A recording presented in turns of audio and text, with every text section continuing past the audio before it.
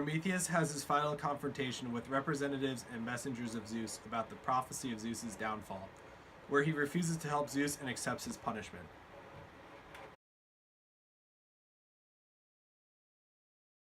Honor, adore, go crawling before whatever ruler rules today. Me, I couldn't care less for your Zeus. Let him act willful, let him lord it this little while. He won't lord it over the gods for long. Look now, here's Zeus's errand boy.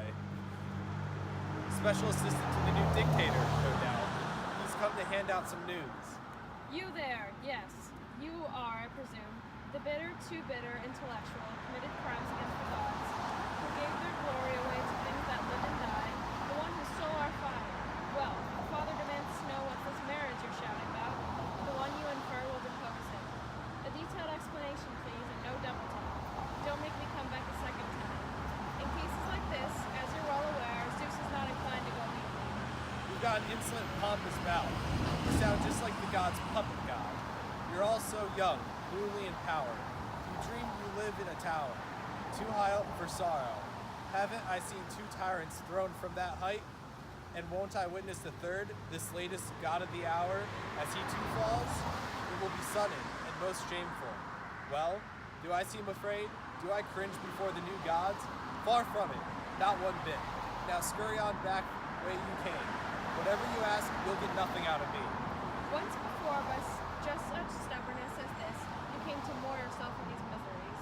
Get this much straight. If I could trade all my misery for your servility, I would. I wouldn't. Really, I suppose it's better to serve this rock than we say, Father Zeus's trusted minister, his messenger god. When you're insolent, that's the insult you're reduced to. You seem to glory in your present situation. Glory in it? I wish my enemies such glory, including you. Me?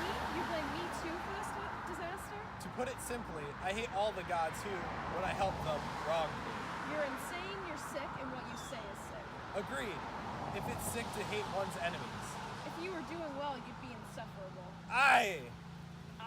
That's one word Zeus doesn't understand. Time, as it grows old, teaches all things. Really? But you still haven't learned to be sensible. No, or I wouldn't be able to be talking to a puppet. Then you won't, it seems, give the father the information he demands. Sure, since I owe him a great favor, on demand, I'd be more than pleased to pay him back. You're teasing me, treating me like a child. Well, aren't you childish? I mean, sillier than any child, expecting me to tell you anything. Zeus doesn't have one torture, not one ingenious device to pry this out of me. Not till he eases these shameful chains. Let him rocket his lightning bolts, trailing smoke, with white wings of snowflakes, with earth-shattering thunder. Let him heave together everything there is in one confusion. None of this will make me stop to tell who's fated to overthrow him from his tyranny. Think now, will any of this benefit your case? I thought this out and came to my conclusions long ago. Come round, you fool. Consider what pain you're put through. Come to your senses at last. Why waste your breath? You might as well preach at the waves. Don't think I'm so terrified by the will of Zeus I'll turn womanish. Turn my fluttering palms up and beg the one I hate to free me from these chains. I'm a long ways from that. At this point of Prometheus Bound, the act of Prometheus lying to Zeus and giving humans fire becomes a background issue between them, with Prometheus's complete disregard of Zeus's authority as the king of the gods being the central issue, Prometheus's disobedience of Zeus's demands to tell him who will overthrow the king of the gods shows Zeus's ineffectiveness and how the supreme ruler of the universe himself does not know all things, as well as that the supreme ruler of the universe cannot control all things. This essentially robs Zeus of his authority. Prometheus also implies that Zeus's child will overthrow him, as he has already been seen two tyrants thrown from his height. Prometheus questions not only Zeus's authority, but also of the authority of Hermes, saying he has an insolent, pompous mouth, and sounds like the god's puppet god. This blatant disrespect towards Hermes, to his own face, shows his pure disrespect towards all of the gods, even as they have his fate in their hands. Hermes asserts Zeus as a powerful figure, saying Zeus is not inclined to go easy. Prometheus further spites the gods, stating that he had helped them I hate all the gods who, when I help them, wrong me. Prometheus tells Hermes that there is no form of torture that can make him tell anything until he is released from the chains, further undermining Zeus's authority and almost humanizing him. This theme of undermining the authority of the gods is common with Prometheus in many stories that speak of their interaction, in which Prometheus directly insults the gods by giving the humans fire, and in dealing with the repercussions, refuses to respect and revere the gods as they would want him to.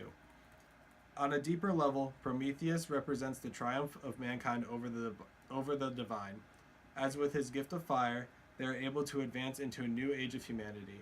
Also, Zeus, the all-powerful ruler of the cosmos, was unable to take this gift away from them. All Zeus was able to accomplish was punishing Prometheus, which did not have as much impact as Zeus wanted it to have. Prometheus only had one sin, which was that he was able to think for himself. His interactions with Hermes, with Prometheus stating that if he could trade all of his misery for Hermes' civility, he wouldn't. The other Olympians, such as Hermes, cannot think for their own selves, since they feel as if living under Zeus's terrible power is preferable over suffering by it. Prometheus, therefore, is still free while suffering the punishment of Zeus. Prometheus is a metaphor for the human condition. His intelligence gives him the ability to reject Zeus's absolute authority, which causes him suffering, but makes him a better person for it. By laughing in the face of the new dictator, Prometheus teaches humans one last lesson: to think critically and for oneself.